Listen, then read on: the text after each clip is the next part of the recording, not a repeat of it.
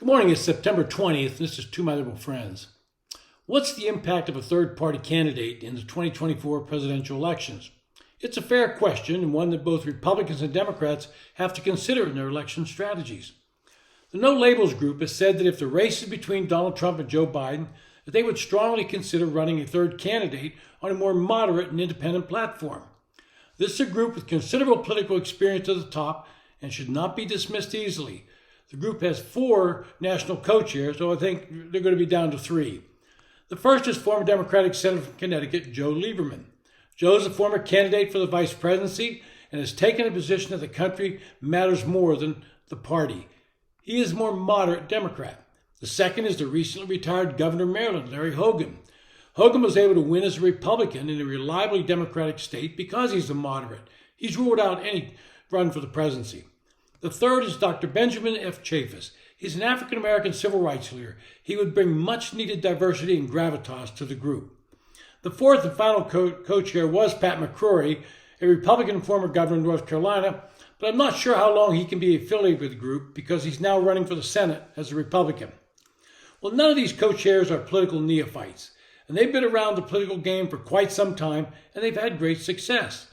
And none of the obvious candidates to run under the No Labels tickets is better positioned than West Virginia Senator Joe Manchin. Manchin's in a tough position in his home state. For the first time in his political career, he's trailing badly in the polls, and he's being blamed for casting the deciding vote on some critical legislation that advanced Joe Biden's agenda. He gave his vote on the Inflation Reduction Act, something that we now know had nothing to do with inflation, but was more a green energy and climate change bill. And he gave it with the promise that the Mountain Valley Pipeline would be given the final approval. Now he only sees it tied up in lawsuits again, even though the legislation specifically said the courts could no longer intervene.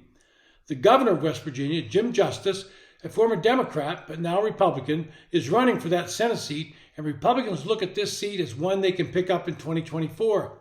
Polling shows Justice with a double-digit lead over Manchin. Further fueling the idea that Manchin may run for president as independent is some of the action he has taken with his daughter, Heather Manchin. Heather is a former CEO of Mylan Pharmaceutical, and she has registered a politically active nonprofit organization called Americans Together, and did this in late July, and she plans to continue hiring staff. She said she leads the group and that it isn't tied to her father's political prospects or possible campaigns. And if you believe that, I've got a bridge to sell you. This group is not affiliated with No Labels, but it could quickly pivot and support a candidate being offered by the group. Ms. Manchin's group has reached out to Ken Langon, the billionaire former co-founder of Home Depot, and he's indicated he's willing to support them. Well, getting back to the question of who benefits and who loses with a third candidate in the race. If it's a moderate like Joe Manchin, he'll draw some serious number of votes. You have moderates and independents who do not like either Biden or Trump, and I suspect that a majority of those votes would have ended up in the Biden column, and for that reason it might well benefit a Trump candidacy somewhat more than Biden. The real question is, which states will this impact be felt? Biden squeaked out narrow victories in several battleground states last time around. Assuming that Trump gets the votes he had before, and I think he's pretty much locked up his support, how many people who voted for Biden as a vote against Trump would find themselves voting for a third-party candidate? Would those numbers be sufficient to tip the scales of victory in those close election states and change the Electoral College outcome? Now let's look at some of those key states where a third-party candidate would have an impact. Arizona. Biden defeated Trump by a margin of 12,000 votes. Sorry, Kerry Lake. He lost, and there was no fraud. But I suspect a third candidate would have impacted Biden more than Trump. Let's look at Georgia. Here again, Biden won by a mere 12,000 votes over just 5 million votes. And I definitely think a third candidate helps Trump in this state. North Carolina. Here, Trump won by a slim margin of 74,000 votes, so this state could go either way in this scenario.